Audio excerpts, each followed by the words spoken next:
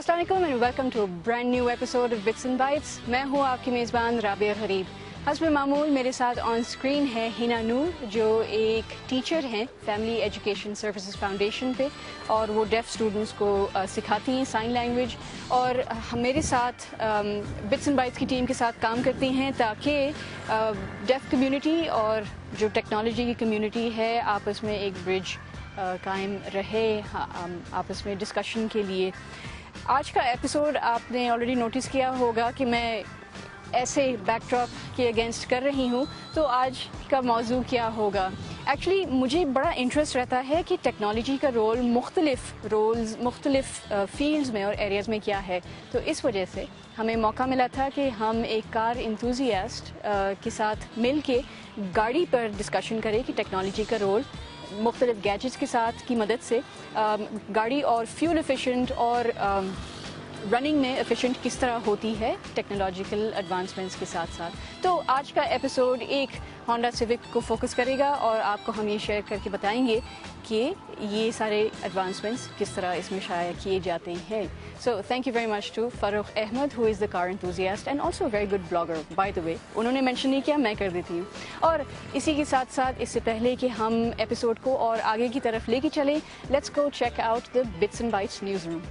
Pakistan electronic media regulatory authority ने मुल्क में 14 नए FM रेडियो स्टेशंस के लाइसेंसेस अप्रूव कर लिए हैं। इस बात का ऐलान पेमरा के चेयरमैन मुश्ताक मलिक की सदारत में होने वाले एक इजलास में किया गया। इन नए स्टेशंस के सेटअप से पाकिस्तान में रेडियो स्टेशंस की तादाद 120 हो जाएगी, जिनमें से 14 रेडियो स्टेशन एजुकेशनल लाइसेंसेस हैं। मई की 15 तारीख को CIO लीडरशिप कॉन्फ्रेंस कराची में होस्ट की गई। इंफॉर्मेशन सिक्योरिटी और एग्जीक्यूटिव्स ने प्रेजेंटेशंस दी कि पाकिस्तान में किन मुख्तलिफ पैमानों पर काम हो रहा है। फाइनेंशियल, टेलीकॉम और ई सिक्योरिटी की इंडस्ट्रीज से रिलेटेड स्पीकर्स ने ऑडियंस से बातचीत की। वतीन, साइबरनेट, बैंक अल-फला और मोबिलिंक जैसी कंपनीज ने भी प्रेजेंटेशंस दी। पाकिस्तान की सोल्यूशंस इंटीग्रेशन कंपनी इन्फोटेक ने ट्रैफको ट्रैकिंग कार ट्रैकिंग कंपनी में IBM का ब्लेड सेंटर सोल्यूशन इंस्टॉल करने के लिए एग्रीमेंट साइन कर लिया है। ये अनाउंसमेंट 15 मई को लाहौर में एक साइनिंग सेरेमनी के दौरान हुआ। नसीर अख्तर, इन्फोटेक के प्रेसिडेंट और CEO का कहना है कि ट्रैफको जैसी कंपनीज में ब्लेड सेंटर सॉल्यूशंस की डिप्लॉयमेंट करने के बहुत फ़ायदे हैं, और वो इंतहाई खुश हुए कि ऐसी कंपनीज अपने डेटा और सर्विसेज को मैनेज करने के लिए इतनी state of the art solutions का इस्तेमाल कर रही हैं। हर जो न्यूज़ आइटम पाकिस्तान की IT इंडस्ट्री के बारे में शाया की जाती है, चाहे वो प्रिंट में हो, किसी टेलीविज़न चैनल पर हो या इंटरनेट पर हो, हमें एक और रीज़न देती है कि हम प्राउड फील करें कि हम पाकिस्तान का हिस्सा हैं। इसी वजह से आपके नज़र में अगर कोई ऐसी प्रेस रिलीज या इवेंट या कोई ऐसी कंपनी है जो बहुत अच्छा काम कर रही है, इट्स न्यूज़ वर्दी, वो हमारे साथ प्लीज़ शेयर करेगा। We would love to feature them in our news segment. और इसी के साथ हम चलते हैं हमारी प्राउड फीलिंग्स को आगे लेकर। Here's our featured company, Pakistani company of this week. ये रिस्पांस जो है ये डिपेंडेंट है on the maturity of the market. Actually Pakistan में भी रिस्पांस इज इनकरेजिंग, बाहर भी पोटेंशियल है। जो फ़र्क है वो ये है कि यहाँ पे प्लानिंग का खासा फुकदान है एट एवरी लेवल। लोगों को पता नहीं होता है कि 5 साल में 10 साल में उन्होंने अपने बिजनेस को कैसे अलाइन करना है, क्या बजट करना है, किस तरह उसको जो है ना वो करना है। कैपेसिटी का इशू तो खैर है ही है। ये चीज़ पाकिस्तान से बाहर कम देखने में मिलती है, स्पेशली जो कि फास्ट डेवलपिंग कंट्रीज़ हैं, उसमें सूरत बेहतर है। जो कि एमर्जिंग मार्केट्स हैं अफ्रीका वगैरह में, जहाँ पे हम प्रोजेक्ट्स वगैरह कर रहे हैं, वहाँ पे मोर और लेस इसी तरह के डायनेमिक्स हैं, लेकिन यहाँ से खासा बेहतर है। लोगों को पता है उन्होंने क्या करना है, कब करना है, कैसे करना है, जो कि यहाँ पे बहुत कम नज़र आता है। हाना स्टॉक एक्सचेंज ने हमें इनवाइट किया था through a forum in UK to bid for their automated trading solution. तो it was a World Bank funded project. हमने उस पर बिड किया, टेक्निकली क्वालिफाई किया, और हमने ये एक एग्जांपल सेट की है ऑफ कोलैबोरेशन जो कि पूरी दुनिया में होता है and we stood as a world class solution for them. Pakistan की ब्रांडिंग में इसकी बहुत अहमियत है इस प्रोजेक्ट की। Financially it's a reasonable size project, over $3 million, one single project, but ये एग्जाम्पल सेट करेगा फॉर पाकिस्तानी इंडस्ट्री। आप हमें बिल्कुल चेकआउट कर सकते हैं ऑनलाइन, पुराने एपिसोड्स डाउनलोड कर सकते हैं और इंटरेक्शन जारी रख सकते हैं। हमारी वेबसाइट का एड्रेस है www.bitsandbytes.com.pk। Send us an email at info@bitsandbytes.com.pk या तो फिर हमारे फेसबुक ग्रुप को ज्वाइन कर सकते हैं। Search for bits and bytes on समा टेलीविजन और वहाँ भी ज्वाइन कर दें। और फेसबुक की जब मैं बात ही कर रही हूँ तो here's our photography, best photography on the Facebook group. Check this photograph out.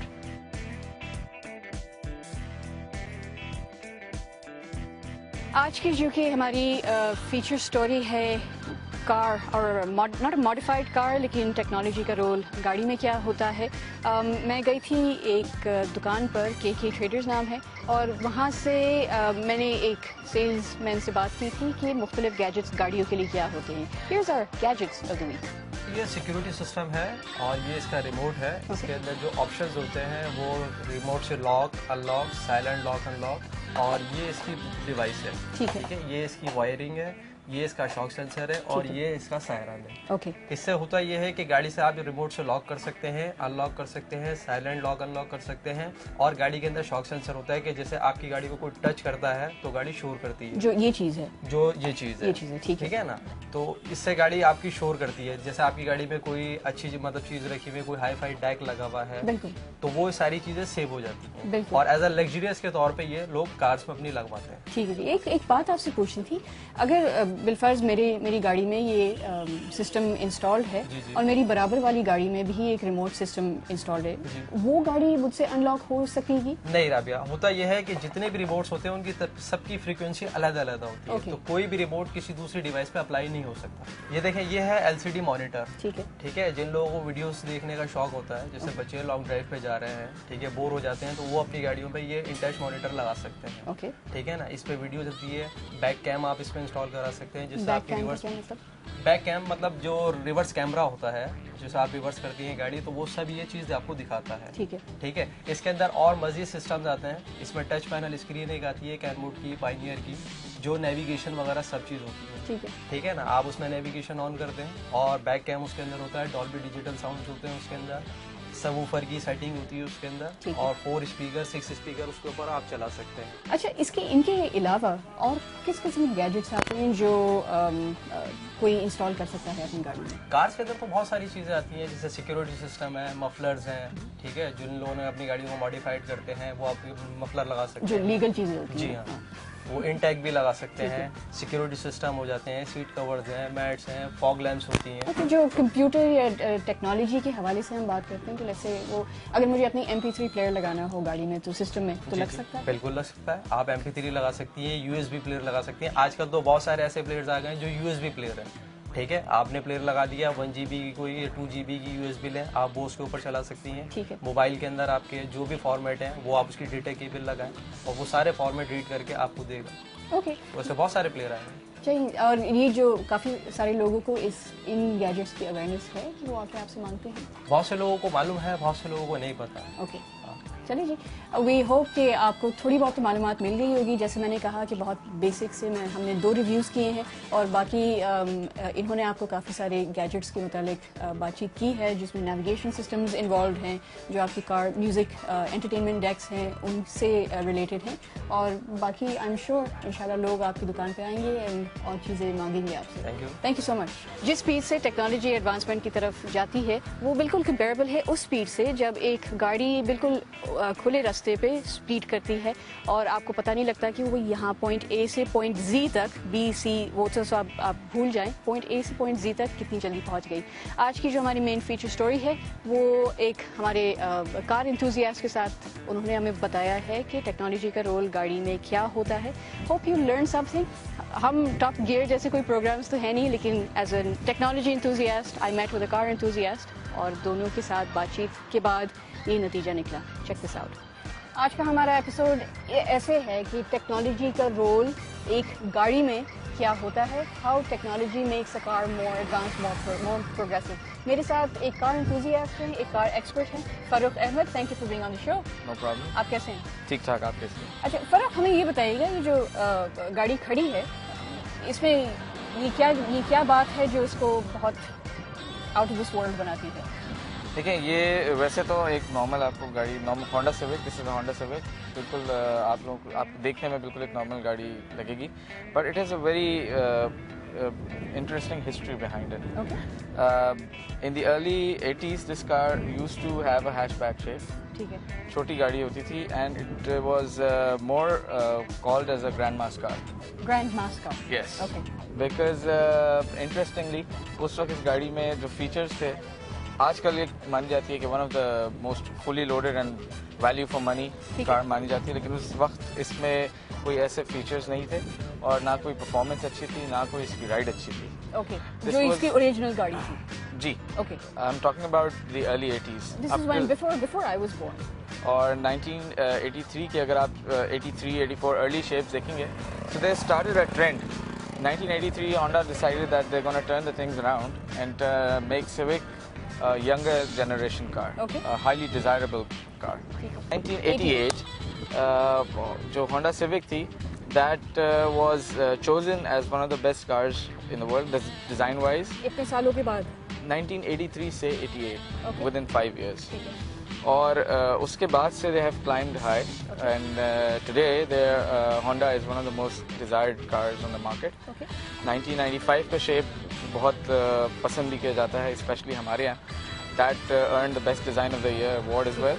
तो एसेंशियली आपने एक पुरानी मॉडल बॉडी ली है गाड़ी की और आपने उसको मॉडिफिकेशन इंट्रोड्यूस करवाई, is that right? No, apart from that, इसकी naturally modern technology comes not just with the engine, with the suspension, with the driving aids.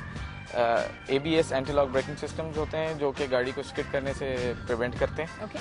वो इक्विप्ड हैं, एयर बैग्स हैं, आपकी राइड कंफर्ट के लिए सस्पेंशन सिस्टम्स इसके सारे मॉडिफाइड हैं। आपको अभी हम इंटीरियर देखते हैं। okay. इंटीरियर बड़ा अच्छा है इसका, यूनिक इंटीरियर है इसका बड़ा। ठीक है।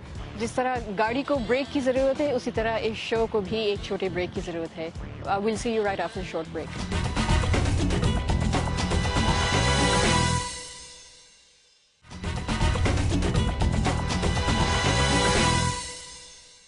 Welcome back. Now we'll continue on the open road with that car. सी, आप इंजन के अंदर मेन चेंजेस जो आई हैं, जैसे हम बात कर रहे थे अभी इलेक्ट्रॉनिक फ्यूल इंजेक्शन की, इसका मेन डिफरेंस पुरानी कार्बोरेटेड गाड़ियों से ये होता है कि जो कार्बोरेटेड सिस्टम होता है वो ग्रेविटी बेस्ड होता है। okay. फ्यूल उसमें थ्रू ग्रेविटी जो है जाता है इंजन के अंदर। ठीक है। और फ्यूल इंजेक्शन के अंदर जो होता है, we have small injectors which are driven by electronic pulses, और उसकी बेस के ऊपर जब जो उनकी टाइमिंग होती है उसके हिसाब से वो फ्यूल स्प्रे करते हैं इंजन के अंदर। वो सारा काम यहाँ हो रहा है। जी हाँ, which means better fuel economy, better performance, और उसके साथ साथ आप मुख्तलिफ, since you are controlling everything from micro computers, so you can do a lot of changes dynamically during the running of the engine as well. Changes मिसाल के तौर पे आप ये देख रहे होंगे, इस पे मोनोग्राम लिखा हुआ है iVTEC। This is a Honda patented technology. Initially it was introduced as a VTEC. अब ये iVTEC हो गया। मैं आपको बताता हूँ क्या होता है। VTEC stands for Variable Timing and Lift Electronic Control. ठीक है। What happens is जब engine room के अंदर जब आप फ्यूल स्प्रे करते हैं तो एक खास टाइमिंग के साथ आपको वो सारा सिलसिला चलाना होता है। ठीक है। ठीक है। वेरिएबल टाइमिंग का मतलब ये है कि इंजन जो है डिफरेंट स्टेजेस के ऊपर डिफरेंट टाइमिंग के साथ ये वेरी करता रहता है फ्यूल और एयर की सप्लाई। इंजन पे जो टाइम वेरिएशन होता है, फॉर एग्जांपल अगर मैनुअल गाड़ी है या गियर वाली गाड़ी है, जो मुझे समझ आती है बात, ये वेरिएशन में कोई फ़र्क होता है इसमें? Is there any dependency on that? ये ट्रांसमिशन से रिलेटेड नहीं है। ठीक है। ओके। ठीक है। ये सिर्फ इंजन की रनिंग से। इससे फ़ायदा सिर्फ ये होता है कि जब आप गाड़ी हल्के चला रहे हैं तो फ्यूल इकोनॉमी बेहतर हो जाती है, जब उसको फ्यूल की ज़्यादा ज़रूरत होती है तो ज़्यादा फ्यूल मिल जाता है। ओके। ठीक है। ये बेसिक आपका EFI सिस्टम हो गया। इसके अंदर चलाने के लिए जी क्या मतलब है? इसको चलाने के लिए बहुत सारे सेंसर्स की ज़रूरत। जैसे ये आप देख रहे हैं, ये एक सेंसर लगा हुआ है। ठीक है। ये कहलाता है, ये एग्जॉस्ट का सेंसर होता है। जो एग्जॉस्ट गैसेस निकल रही होती हैं उसके हिसाब से ये इंजन की जो परफॉर्मेंस है उसको मॉनिटर कर रहा होता है, क्योंकि एग्जॉस्ट में आपने आजकल सुना होगा कार्बन एमिशंस की बहुत बात होती है, तो ये उस चीज़ को सेंस कर रहा होता है, जज कर रहा होता है।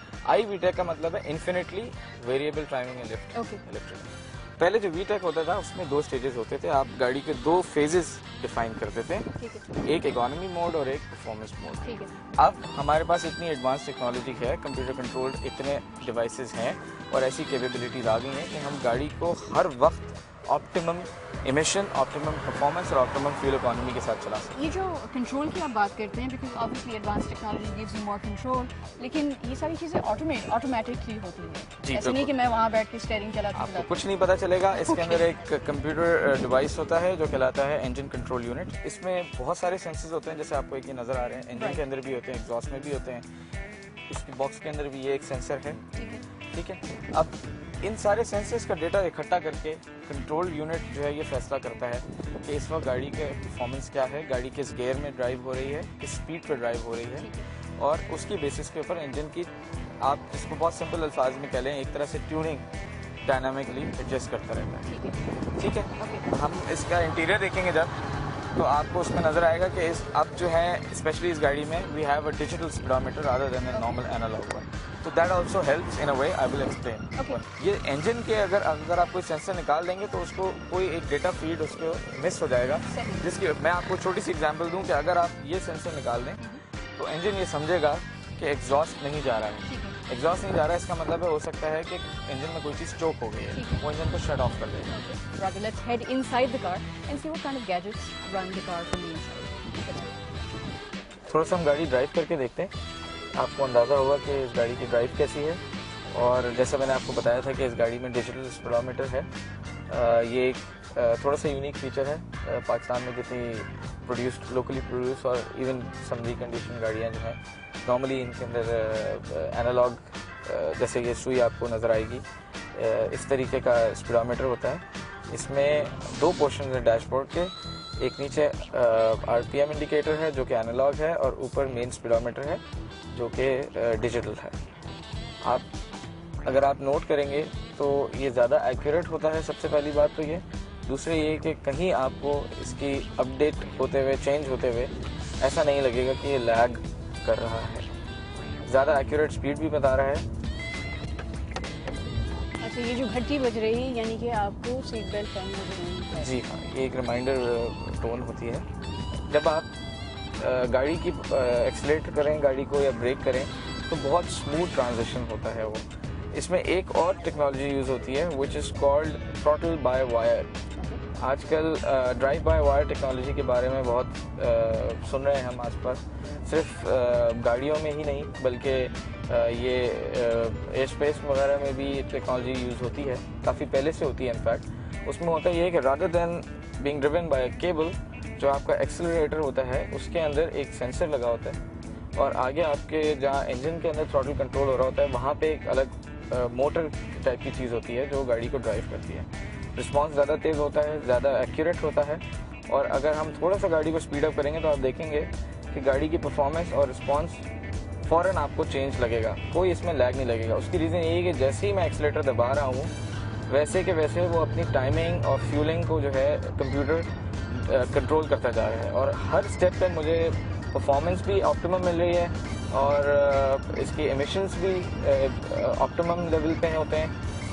उसके अलावा जैसे अगर हम ब्रेकिंग करते हैं, मैं यहाँ पे इमरजेंसी ब्रेकिंग मेरा ख्याल है ना ही करूँ तो बेहतर है। जो हम एंटी लॉक ब्रेकिंग की बात कर रहे थे, जो गाड़ी को स्किड करने से रोकती है, तो उसमें इंडिविजुअली जो व्हील स्किड करने लगता है उसको बहुत मोमेंटरली वो ब्रेक छोड़ के दोबारा पकड़ लेता है, ठीक है, जिसकी वजह से वो जो व्हील स्पिन होने वाला होता है वो स्पिन नहीं होता। जो हम कहते हैं a technique for emergency brake in manual cars, आप वक्फे से उसको दबाते रहें ब्रेक को, तो that's essentially an automatic control. Yes, देखिए विदाउट टेक्नोलॉजी बहुत अटेम्प्ट्स हुई हैं हिस्ट्री में इस तरह की।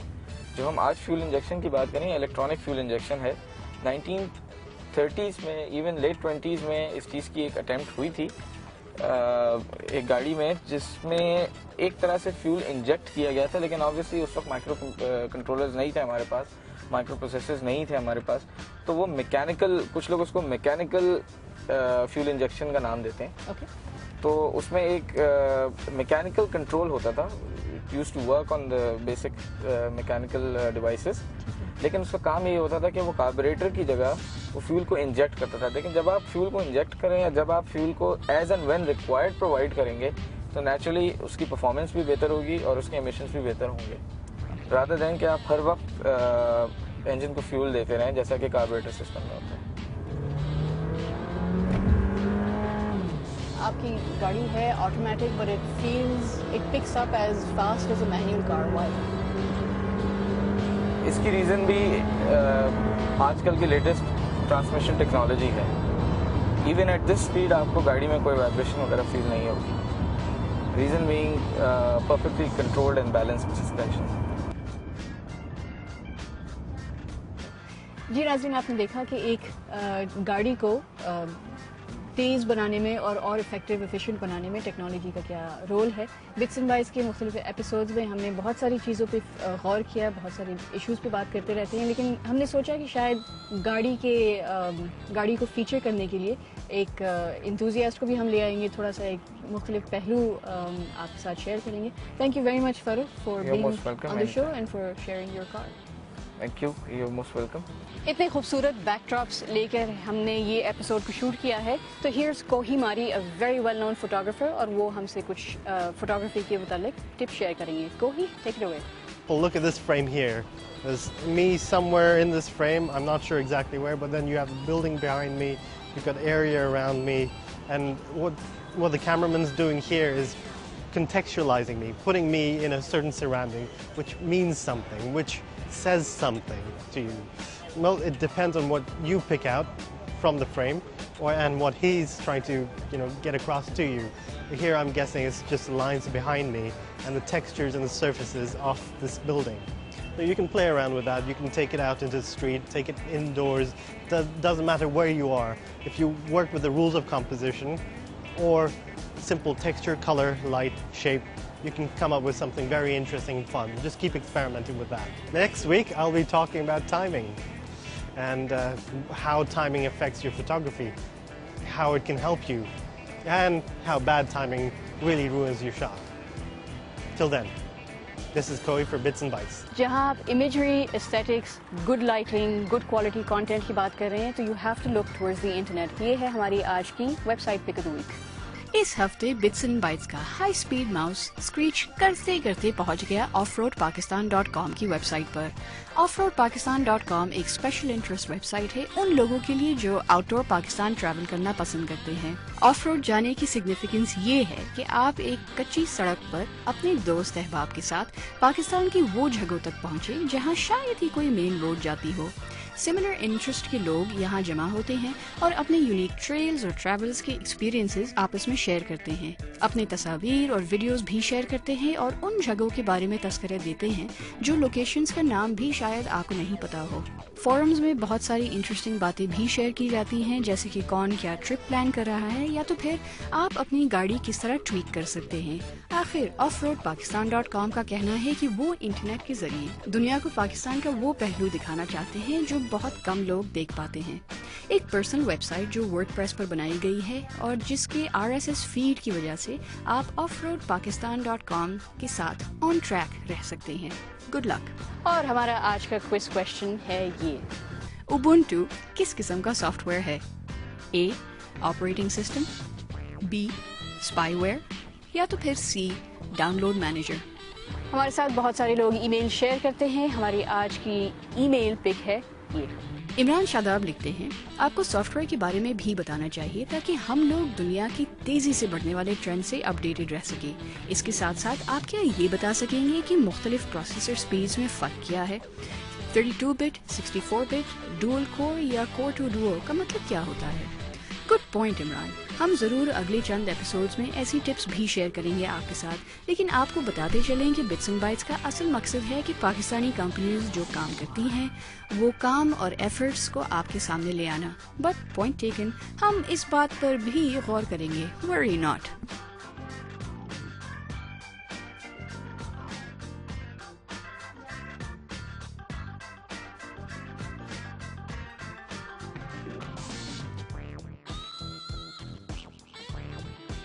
Well that's it for this weeks episode of bits and bytes. हमें ज़रूर लिख के बताइएगा आपको ये एपिसोड कैसे लगा, आपको गाड़ी कैसी लगी और मेरी ड्राइविंग खास करके कैसी लगी। मैं बहुत मशहूर हूँ उन सारी कंपनीज़ का, उन सारे लोगों का जो हमें फ्रीक्वेंटली ईमेल्स करते रहते हैं। अगले हफ्ते तक इजाज़त दीजिएगा मुझे भी और हिना नूर को भी और फ़रूख अहमद को भी, और इंशाल्लाह अगले हफ्ते दोबारा मुलाकात होगी। दिस इज़ राबिया गरीब and Hina Noor signing off.